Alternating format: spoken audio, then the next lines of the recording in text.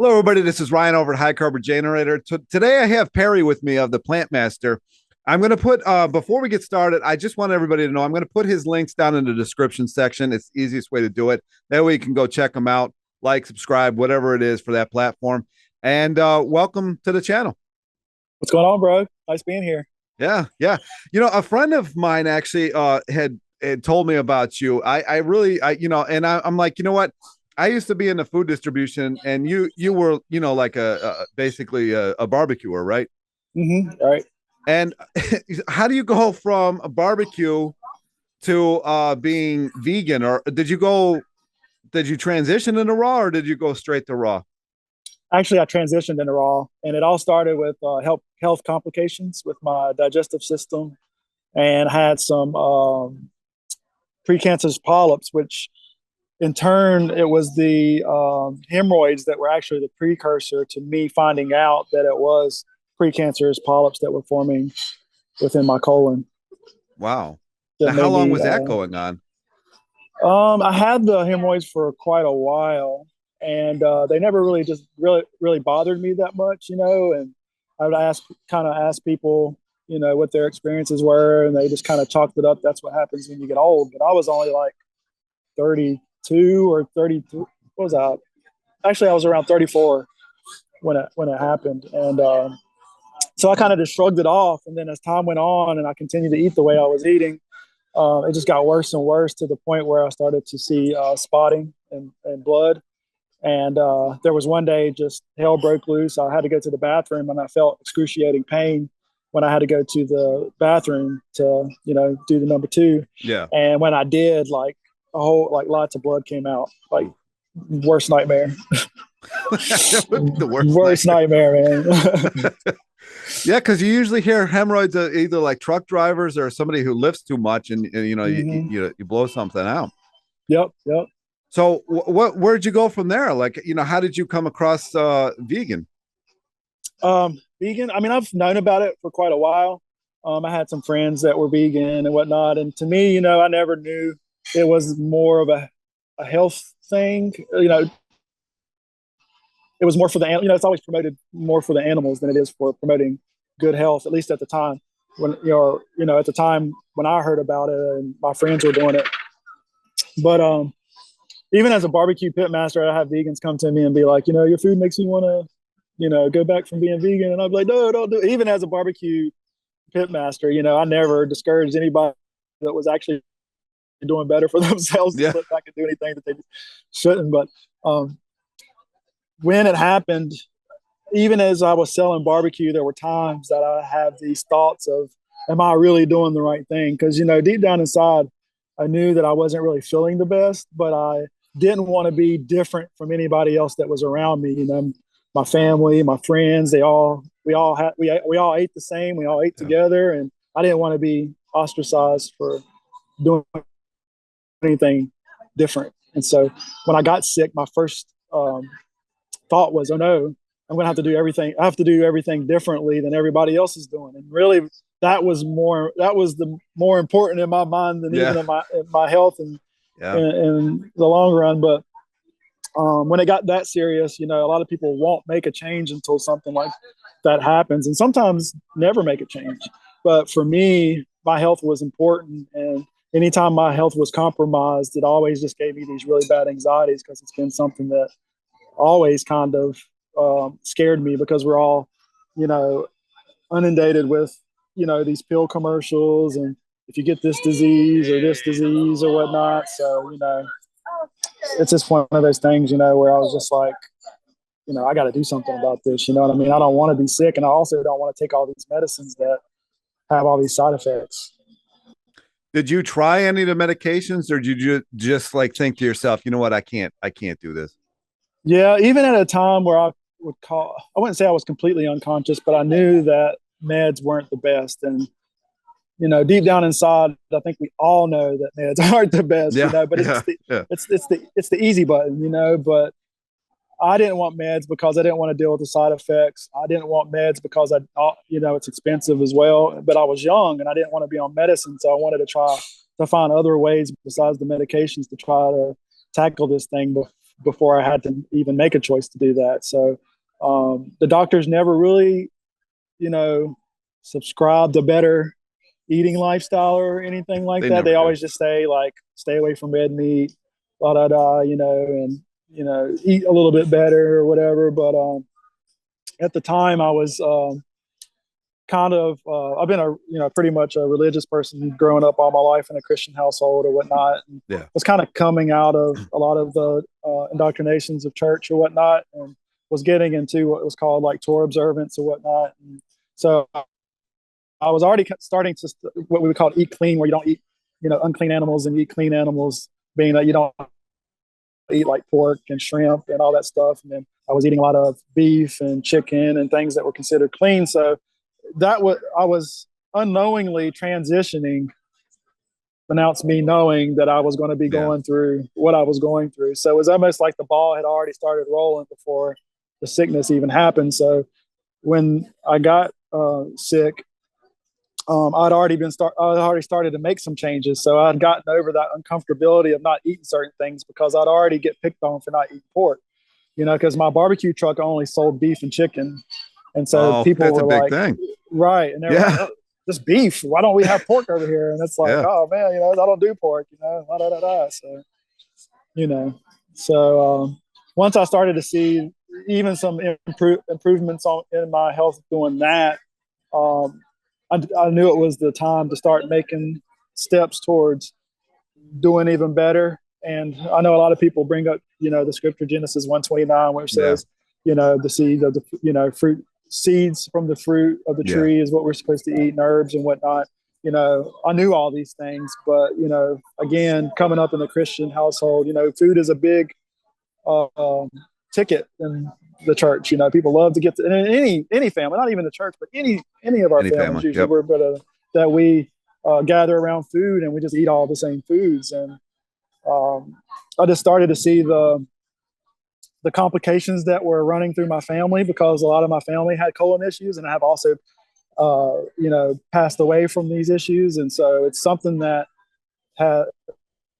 was a long running issue. And so I wanted to put an end to that and be the one person in my family that would so-called break that generational curse, which is just habits and emotional, attachments to things and foods. Now, did you transition to like a starch-based diet, or did you kind of just go more into the raw? When I first started, I actually cut out flesh completely, because I knew that was one of the biggest causes of my issue, and I moved away from eating a lot of processed foods, and so I still ate a lot of cooked meals. So I just would fast usually in the rising until about 10 or noon, and then I would eat a salad or some fresh fruits and vegetables around noontime. And then I would eat my cooked meal at the end of the day. And usually that consisted of just, a lot of lentils, beans. I love tacos. So I'd make tacos and burritos and things like that all the time. But I wouldn't say I was specific on anything aside from trying to eliminate a lot of the animal products that I was consuming. Now, back to Genesis 1:29, when you point out to Christians and stuff, I used to work in a small town just north of Philadelphia. At the post office, and they're all like, well, the Bible says that I need to, to eat meat. And I said, well, Genesis 1:29, it's on the first 5 pages. And the anger almost that people have towards that statement. Did you run into any of that? I did. And, luckily, like I said, being a preacher's kid, I come from a long line of preachers, like my aunts, uncles, cousins, all of them either owned a church, were a part of the church, or cleaned the church. They were all a part of it. And so I was well versed with a lot of the scriptures they try to pull out and use, and I try not to be an attack for any, to attack them, because they're just doing what they're basically told. And if anybody's honest, a lot of people really don't read the Bible. You know what I mean? They just do what the preacher tells them to do. And there's certain scriptures that they share, and they really have like a rotation of messages, because I sat in church a lot, and I was very observant as a child. And so they never really got into the deep details, and there's certain books and things they wouldn't touch, and they only stayed around like the Gospels and this, that, and the other. But honestly, a lot of people don't even do what so-called Jesus said for them to do. They do what Paul tells them to do. And, you know, a lot of people use Paul saying that, you know, about Peter's dream when Peter had his dream about when God put the animals in the sheet, and the sheet came down, and he said, Peter, kill and eat, and don't call things that are unclean that I call clean. But it even specifically states in that scripture that the dream had no literal interpretation. It was all an allegory of Peter at the time wouldn't eat with the Gentiles who were not Jewish. And the whole story, it wasn't even about food. It was about God telling Peter not to differentiate himself from the Gentiles. You see what I'm saying? Yeah. But people in their I guess ignorance of the scripture and only listening and not really searching things out for themselves misinterpret the scripture when it's really plain as day, when it says that it's not to be taken that scripture was never to be taken literal. Yeah. But people just get triggered by that because people don't want to own up that maybe they've been taught or shown incorrectly. And another thing too is cooked, you know, animals, any kind of animal or any kind of high protein thing like you know, milk. There's no fiber in it. No, not at all. And so that causes a huge issue. I mean, did you what was your experience like starting to eat all this, like living in fiber and everything like that? Was it kind of hard on your system? Honestly, no. Like I No. felt immediate relief, to be honest. I started out really with just smoothies, just green smoothies, and just by drinking them, I felt an overwhelming amount of energy and just feel good, you know. Whereas eating a lot of cheese and meats and not so many vegetables, you know, I didn't feel as heavy. And when I started to feel the difference between what I was eating that had more of a life in it than something that was dead, you know, and rotting already before it even went to my stomach, it started to really to make a whole lot of sense for me, just in the way that I felt just from putting the smoothie in me, you know. And so the one thing that, go ahead, you're good. Oh no, keep going.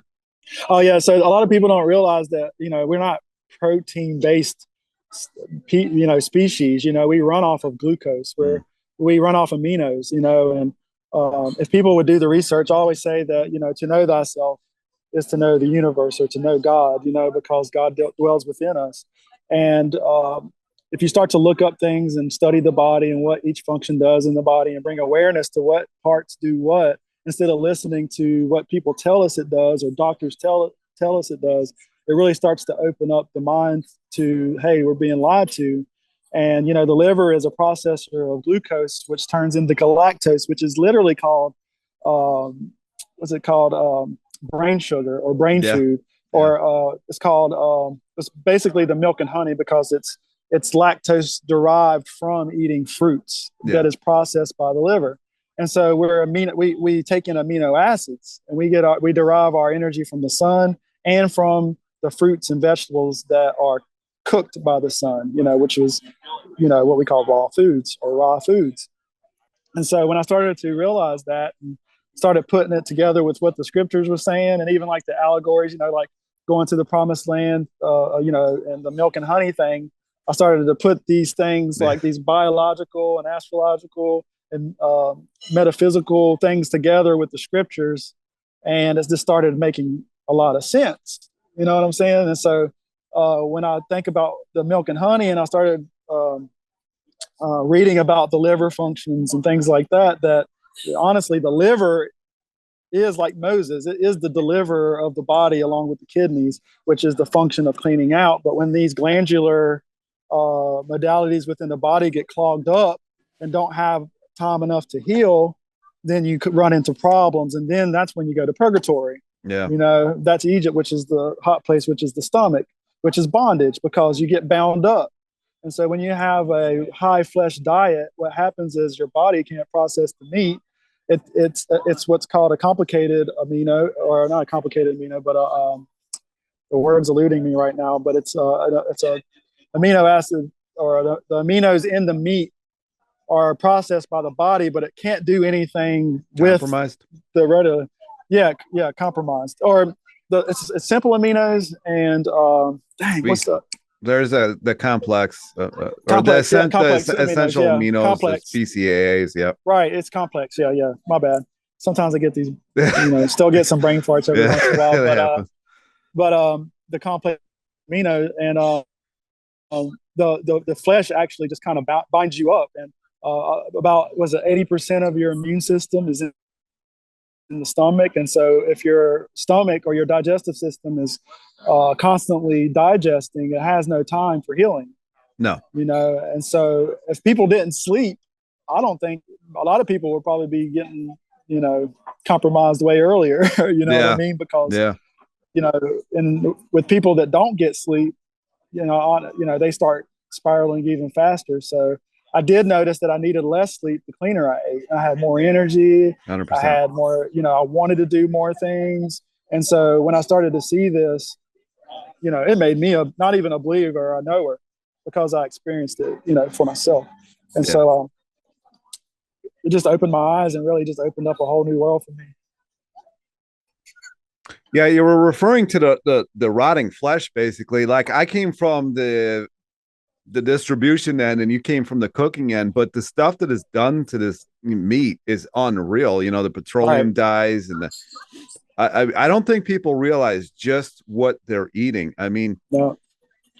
I don't know if this is really a question, it's more of a statement. It's just you can feel the different energy too, right? I mean, when you pick up, like a piece of meat that comparatively to like a banana, I mean, the difference is unreal. Did you notice a vibrational change in yourself pretty quick? Oh, absolutely. That was one of the biggest changes I had. I took on some physical changes, but the biggest change that I saw was within my mental capacity. A lot of things came easier, like huge epiphanies. Like I'd just be sitting around on days and just things would just start coming together.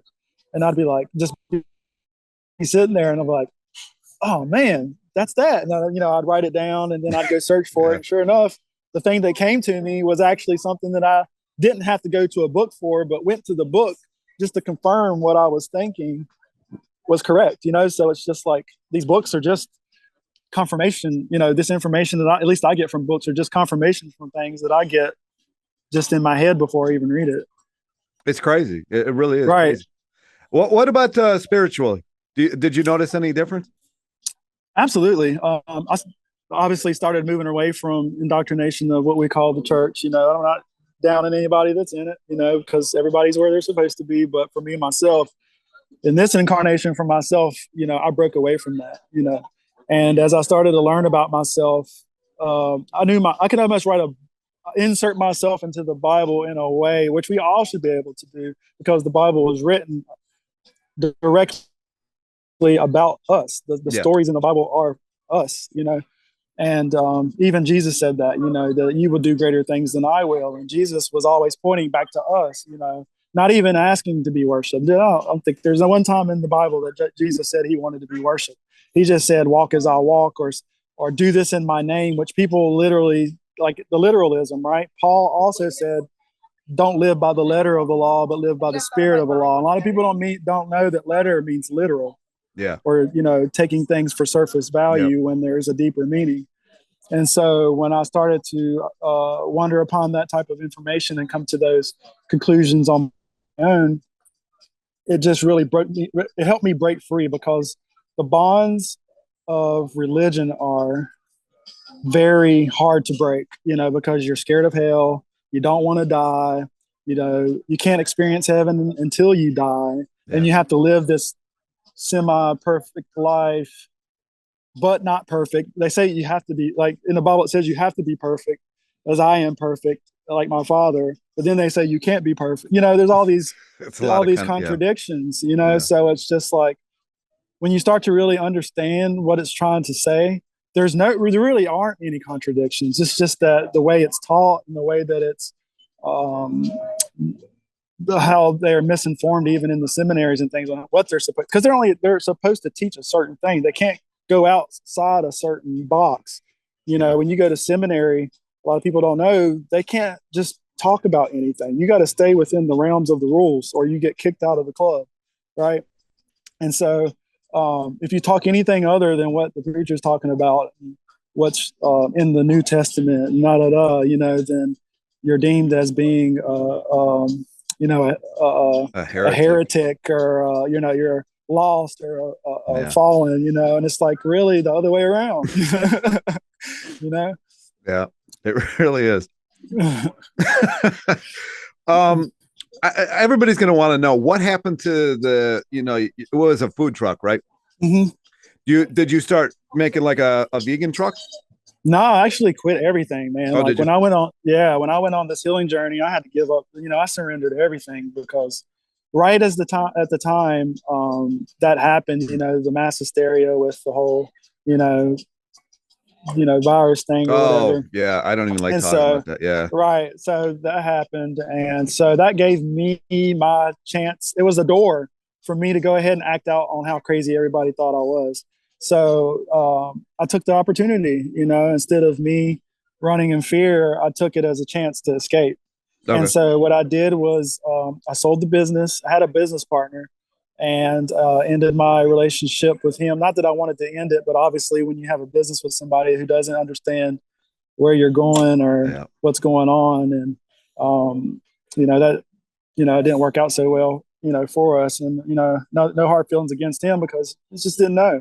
So I sold the trailer. I ended up moving from Virginia to Tennessee to a beautiful place on the Bristol-Abington line, right next to the Cherokee Forest. And I just really concentrated on healing my traumas, digging deep, doing and studying, because I still enjoy the scriptures. I still enjoy other literary information, or what people would call esoteric or mystical. It has all these words, but it really is just knowledge of self. And when you try to tell people that, they get a little upset. But I just really took the opportunity to find myself and to get away from my family. I had to distance myself from my family and yada, yada, yada. Well, because I'll try to bring you down with them. Right. Yeah. And so, I'm probably on every prayer list in in the area that I'm in, you know what I mean? Like, when's PJ going to come home? Yeah. And, the prodigal son, how that goes. But, I'm the one that's actually breaking the curses in my family. And it usually starts with one person in the family, it seems. When I meet people and families that know what I know, they're the only person, or maybe they have a brother or a sister, but there's not many that are so-called called to this work, and because we're called to, like in church, they say you're not supposed to be of the world, you're supposed to hate the world. If you hate the world, then you love me. And so I acted out on exactly what Jesus was saying to do. And I got treated like I was the devil. And I'm like, I'm only doing what you are supposed to be learning in church. You know what I mean? And it's just like very confusing. Yeah. But as I continued to do it, I got confident. I got, I read up. I knew my stuff. I knew that I would get questions. So I wanted to be able to answer the questions when I got questions. And so really, I just took the time to grow, man, just tear my temple down and rebuild it. That's the way you got to do it. When you're talking about that, this drawing right over here is Jesus. I don't know if you can see it. It's really hard for me to. I was doing a meditation one time and I was approached by Jesus, the version that was in Revelations. This is turning into more of a religious thing. Yeah. But with the flaming tongue and everything. And he just said, know that you're on this planet, but you're not of it. And that was it. And you just, I was, it was evaporating. But yeah, it's exactly what you're saying. You kind of realize a lot of the stuff you've been taught. It's like what Mark Twain says, it's easier to fool somebody than, for them to realize that they've been fooled. Absolutely. Something along those lines. But yeah, it is crazy. Now, were you ever overweight? Was that ever an issue that you had? For my size, I was, but it wasn't so much the weight that was the issue. It was the inflammation. It was like a lot of water retention. I had a little bit of, a little gut, but a lot of mine was just a lot of swelling in my face and neck, and my fingers would swell. It was just a lot of water retention. My feet would swell. And not really a weight issue. I'm optimally around like 140, 150 for my size. Okay. But I was pushing around close to 200 at the time. Oh, geez. But people would look at me and say that I was healthy when I was like that, but I was not. I did not feel healthy. I didn't. Deep down inside, I knew that if I continued on this path, that I would be like the rest of my family and die at 65 or 70 when I know we're supposed to be living a lot longer, you know? And I actually had a great granny or a great grandma that lived to be 106. Wow. She didn't go to the grocery store often at all. She had her own garden. You know, I'm not saying she didn't eat a lot of, like not even a lot. She didn't eat a lot, period, but she ate some flesh. But a lot of her diet consisted of what she grew in her garden. That's And she always contributed her long life to, of course, the Lord, but also to the garden that she kept, you know what I'm saying? And the foods that she grew on her own. And really her moral aspects as well. But to me, when I see her, she walked barefoot all the time. The only time she uses the shoe was to give us whippings, what she called shoe fits, which she really never even gave us whippings, but she always threatened us. But that's the only time. That's the only time I ever seen her have a shoe was when she was picking it up to be like, "You better stay in line," you know. But she was doing everything that a natural human being was supposed to do. You know what I mean? And she grew up in the recession, you know, so they were used to like not, you know, making the best of what they had. She didn't overeat. She was always making the food more than she was eating it. And so, if anything, she probably had it right more than anybody else. I mean, she lived the longest, you know what I mean? So yeah. Now I see some of the recipes on your Instagram. They all look really good. Is it? Do you sell recipes or is something, or do you know, or are you gonna ever maybe create like a restaurant around this?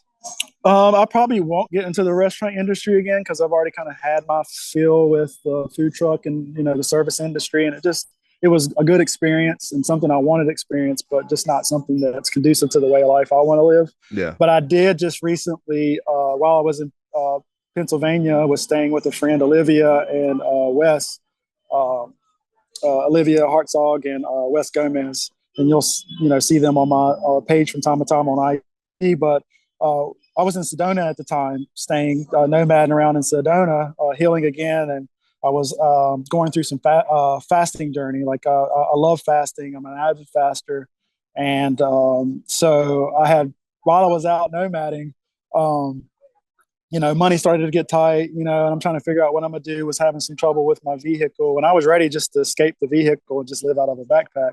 But he had hit me up one day and was like, "Hey, man," he's a videographer. He was like, "You know, let's put our talents together.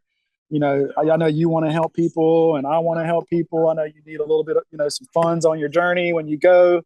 And, you know, it could help me out a whole lot. So let's get together and make a raw food recipe course." And I was like, "Oh man, you know, that's a beautiful idea." So I ended up leaving Sedona, headed back east, and then actually had two trucks. So I sold one truck, shot up to PA, took about 3 months to do the recipe course, and we just released it on 11/11. So it's actually available now, that in the ebook. So I'll link all that so we ended below. up doing that.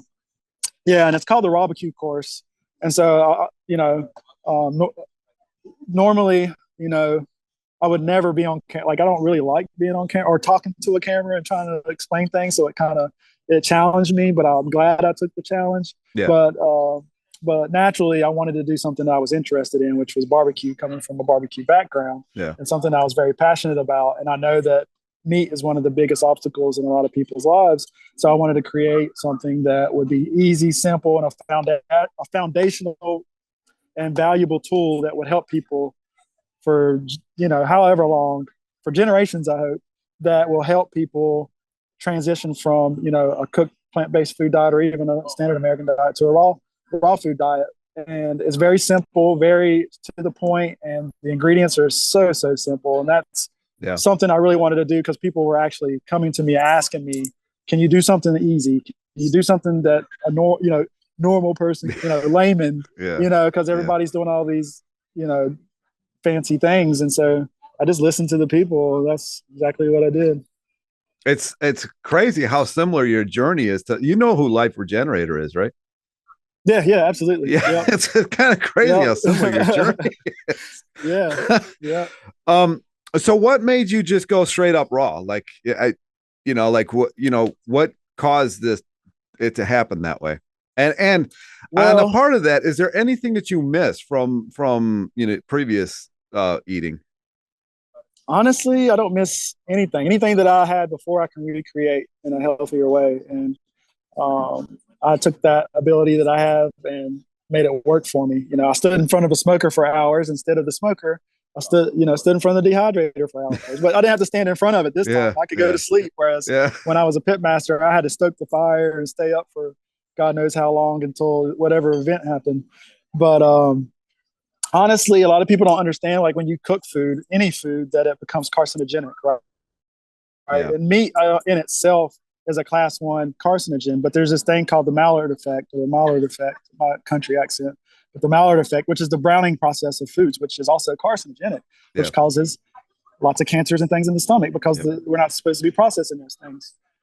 And so I've noticed that even though I changed to a plant-based cooked lifestyle, that I was still seeing the spots of blood when I wiped, when I went to the bathroom. Yeah. And I did an experiment where I just one day was like, I'm not going to do this cooked food thing anymore. I'm just going to specifically stay with raw foods. And literally about a week after I did raw foods without any cooked foods, the spotting went away. Hmm. And so that's when I was just like, all right, I'm going to do this. But I've even slipped back into eating cooked foods before, and it came back. Oh, wow. So then when I started seeing this pattern, then I knew that at least my body wasn't wanting the cooked foods anymore. And so yeah, I just I cut those out because my body just performs a lot better on uncooked food and lighter foods instead of dense. Yeah. And do you eat a lot of fruits, or is it I saw the most that I saw was salads. Do you do any fruits, or is it mostly salads and dehydrated? Yeah, I do fruits. At the time, I wasn't in a place that had a lot of fruits. In the like where I was at in Virginia, there wasn't a lot of variety of fruits, just apples, this and that. Until I really started traveling, I didn't eat a whole lot of fruits, but I ate, like you said, a lot of salads. I juiced a lot. I did Okay. eat fruits in the form of juicing them, I was and actually going to ask you about that. Yeah. yeah. And so I told you, even in the religious realms, I was fasting. So I knew the benefits of fasting, and that, when I read the scriptures, all the prophets had to fast, flesh and mostly all the foods. And if they did eat, it was like clovers and things like that, that in order to access the God or the divine, you had to be Yeah. in a fasted state or a clean state, which makes perfect sense to me now. And so, even then I was doing a lot of fasting. And so I dove into fasting quite a bit when I was in Sedona. I ended up doing a 123-day juice fast. Within those 123 days, I did a 369 dry fast, which was a 3-day dry fast. And then I would rebuild just with liquids for 2 weeks. And then I did a 6-day dry fast. And then I would go back to juice for a couple of weeks. And then I did the longest I've ever done was 9 days without food or water.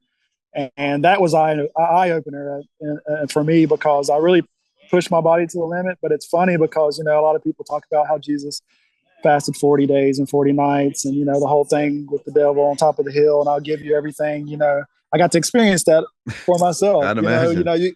You've got the fears of people saying you'll die if you don't eat after 3 days, no water, no food. But I'd already blown that out of the water before. So I didn't have that fear. But when you get into the realms of like 6 days and 9 days, the fear really is what causes you to kind of lose it. You know what I mean? And that's when, I saw the devil within my life, or my inner self, or the lower self being like, you should go back to this, you Yeah. can go have all this, and you'll feel better, this, that, the other. But as I pushed through it, I realized that my body started to take on a lot of the unseen energies that are in the world, because our breath is also, basically, just a less dense form of water. Yeah. And so, when people talk of spirit, and I love etymology. I'm not sure if you're Yeah. a word person, but when you look up the word spirit, it actually means breath, or the animated condition of man, which gives him life. Yeah. Right. And so when I started to really work on our breathing, because our breathing patterns have been disrupted, whether people know that or not. And when you eat, if you eat too much, it interrupts your breathing pattern. You start mouth breathing, which is terrible. And I don't want to get into the whole logistics of that, but there's the parasympathetic and sympathetic and all this, that, and the other. And I would go down to the creek, and I'd put my locks in the creek and put my feet in the creek. And I noticed that my hair would soak up the water and refresh me during the dry fast. And I would, put my skin in the water, and my skin would drink it up, because our skin is the biggest organ on our body, which also, it detoxifies, but it also takes in. And so then I started to realize that we can honestly survive on very little. I'm not out here saying everybody go off and do these, fast, because I worked my way up to this. You know what I'm saying? It's not something that I just like, I'm just going to go do a 9-day fast. Like, I started out slow and worked my way up. But as I started to really challenge my body and started doing the things that I have seen friends of mine practice, that they had tremendous results in healing with, that a lot of foods really can't really heal. You know what I'm saying? Because to me, the story of Jesus is self-sacrifice. It's sacrifice of self, right? And so when you start to study fasting and autophagy, and that the body eats on itself, what it's doing is breaking down all the things in your body, getting rid of the dead cells and the cells that no longer serve the body, to reproduce better new cells and healthier cells. So when I hear people or the Bible talk about the breaking down of the temple, the tearing down of the temple, and the rebuilding of the temple, I think of the body, because even in Scripture it says that God doesn't dwell in temples that are built with human hands. What other temple is there that's built without human hands? I've pointed that out before, but people don't want to listen. They don't, and that's and they're entitled to that, but they also they can't complain when things start going awry and their health starts to deteriorate, because did not Jesus say that you'll do as greater things than I do, and to do things and to follow his footsteps? So when I was fasting, I got a lot of bad looks. I got calls, I got messages on Instagram saying you're going to die and this is a bad thing and blah, blah, blah. Christians said this to me. And I'm like, your beloved Jesus did it for 40 days. I just did it for 9. I'm like, if I'm practicing the same, if he said walk as I walk and do as I do, why are you attacking me? You know what I mean? I'm just doing exactly what I feel like I should be doing. And it just so happens that Jesus said to do those things as well, and so as I began to do the fasting journey, I learned that I was like shedding age. Like I'm like, I feel timeless. I feel young. I don't even feel like I'm 40. I feel like I'm 18 years old, bro. Like I feel like I'm a kid. And people are like, how do you look so young? And I don't attribute it to fasting. Yes, the way you eat is important. Those things are important, but the body needs a break. It's the same as meditation. Thoughts are food for thought, right? When meditation, even Jesus said, take no thought. You have to rid your mind of the thoughts and go into meditation to where there's this empty place to where your brain could get a relief, because we're inundated with thoughts and fear and propaganda and the news and this and that you have to go to that quiet place, be still, right? And there you will find yourself, or God, which is God's within us. And so when you put things in practice, there's one thing to know, right? You can be a Gnostic or a knower, right? But if you don't practice these things, what good does it do to know anything if you don't practice it? So true. I wanted to practice it. I wanted to feel these things for myself. I just didn't want to take it from somebody else.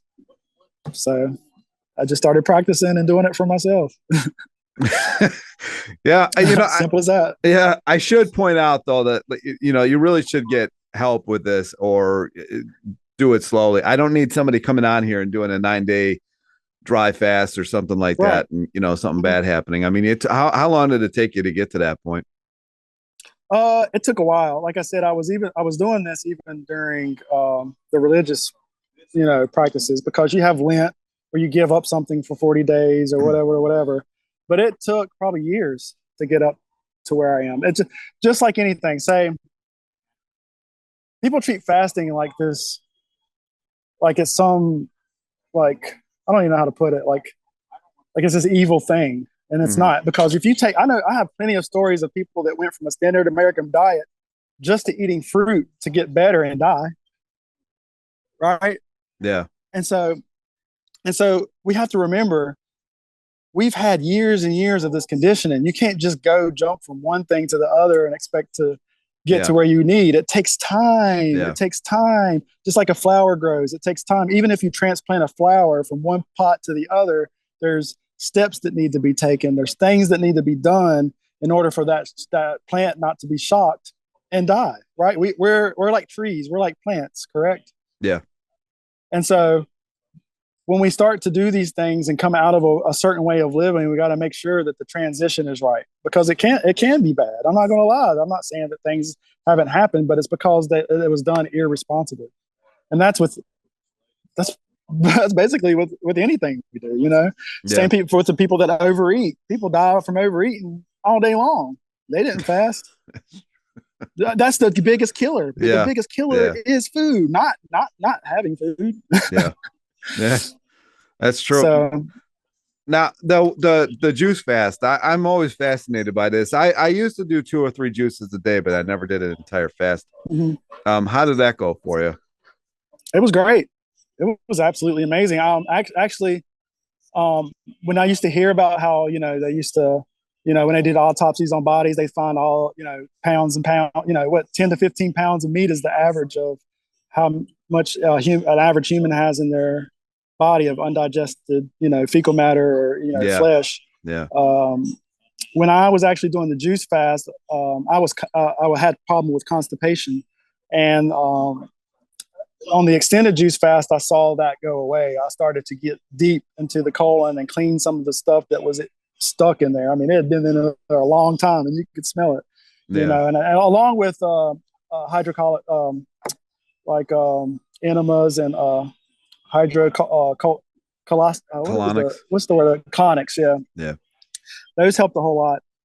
But even after I think it was the 100th day of juicing, I was still having solid poops, pretty good size ones. You know what I mean? And even the buddy with me that I was staying with in Sedona, he was surprised. He was like, "Dude, you haven't eaten. You know, you've only had juice for 100 days. How in the world do you do this?" And although some juice has a little fiber in it, more was coming out than just a little bit of fiber in the juice. I mean, it was really cleaning out some stuff. And after I started getting that stuff off, when I went to the bathroom and got it off, there's like this weight that came off of my brain. I could feel it not only in my body, but I could feel it in my head. Yeah. And honestly, I felt the best I've ever had in my whole entire life, to be honest, you know? Yeah. So, yeah. And, you know, go ahead. Did you have the mucoid plaque that you always hear about?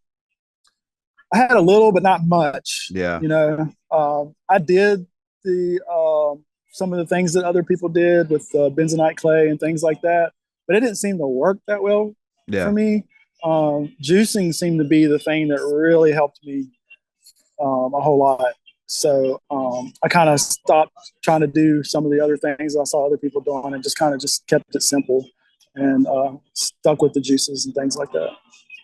Yeah, and I don't think everybody has to go, to that extreme. And if people are just looking to be healthier and lose weight and they don't have any massive issues, something like the starch solution or something like that would be fine. But if you've got really like stage 4 cancer, or if you got something really crazy going on, I even me, who I don't really eat, I eat maybe 75% raw.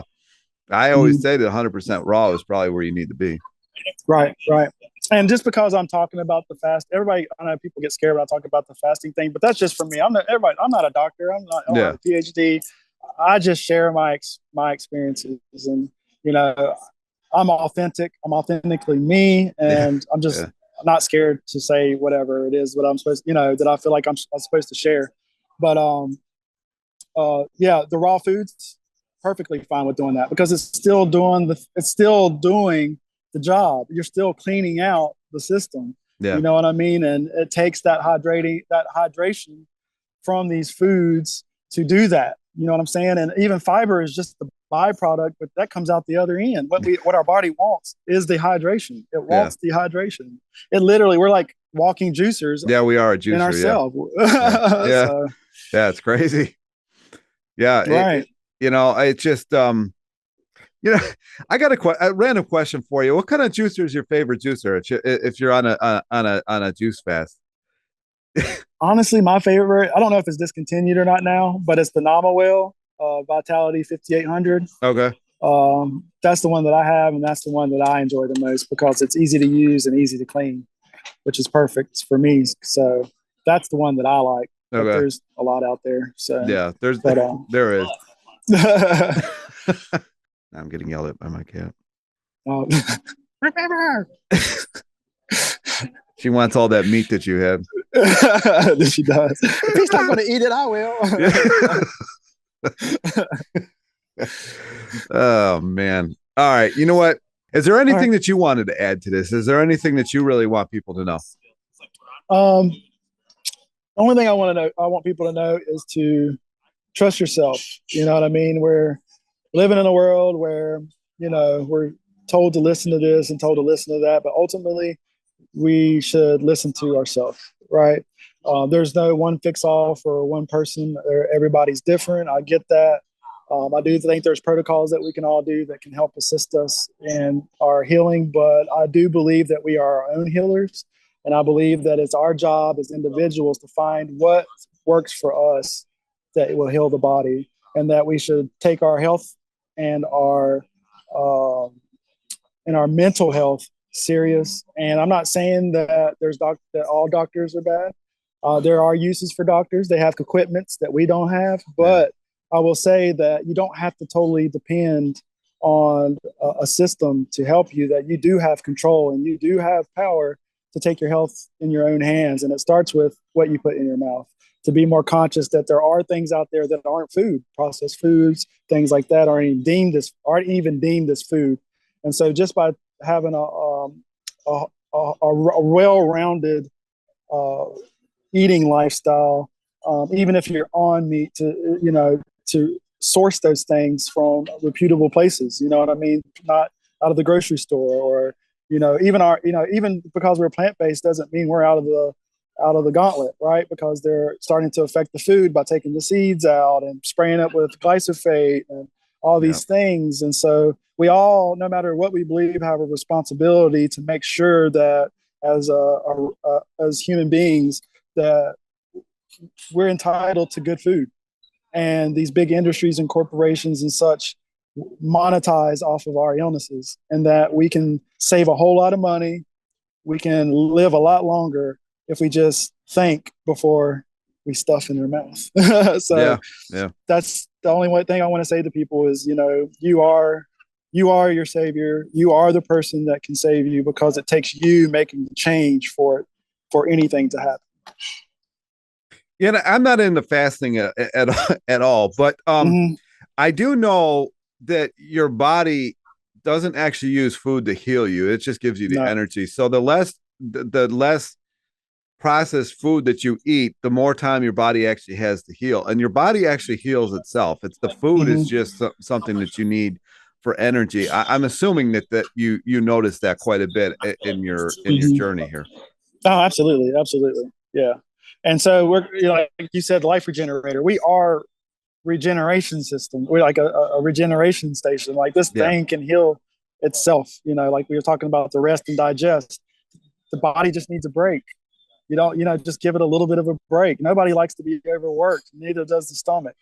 Know. And so just by just controlling how much you're eating helps a whole lot, because the stomach can't concentrate on healing if it's always digesting. You see. And so that's all I can say about it. Is just like when you go to these raw foods and these less denser foods than like processed foods and a lot of flesh and stuff, that the body gets a break. It just needs a break. And I'm not saying that you have to completely stop eating, but you do have to give things a break. We even need a break. When we're at work, we don't like to work 24 hours a day. We need to go home and go to sleep.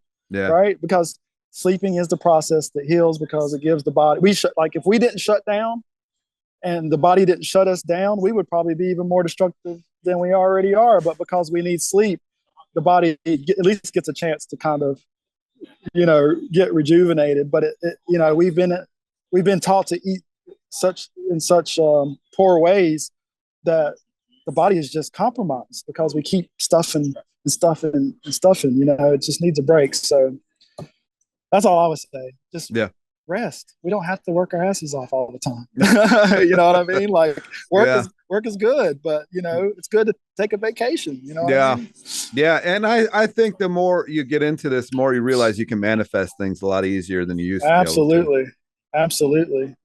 And the mind, it's a powerful thing, man. It's a really powerful thing. I mean, you could be eating all the right things and your mental state not be the best, because food is just one part of healing. Yeah. There's a whole modality of things that lead to disease. You know what I mean?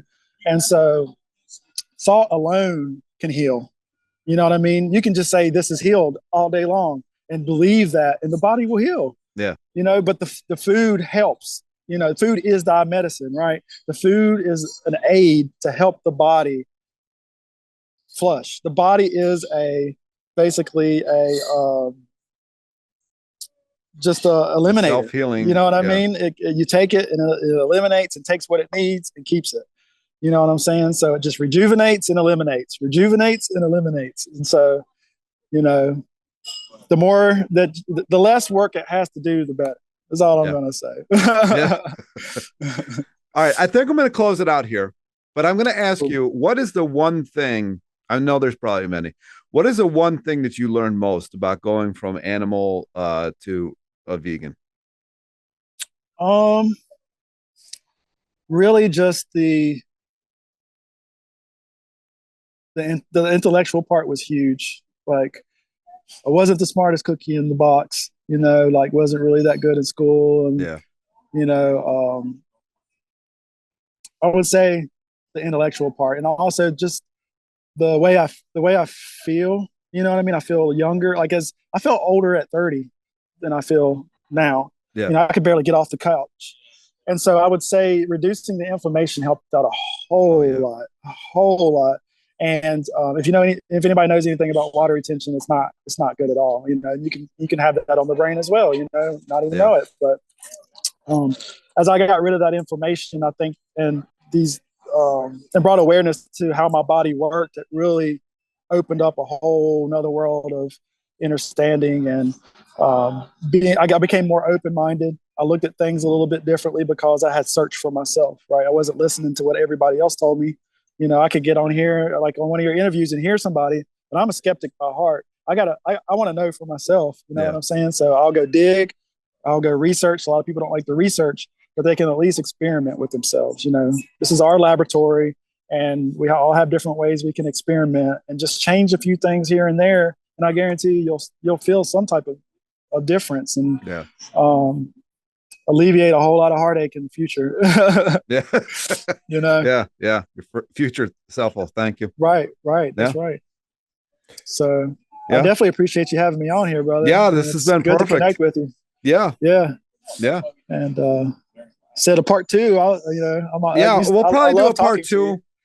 Leave questions down below so we can have questions that you might want answered down below in the comment section. I'm going to link all of his links and all that in the description section. And that's, like, subscribe, comment, whatever. And thanks for watching. Absolutely. See you, brother. Peace.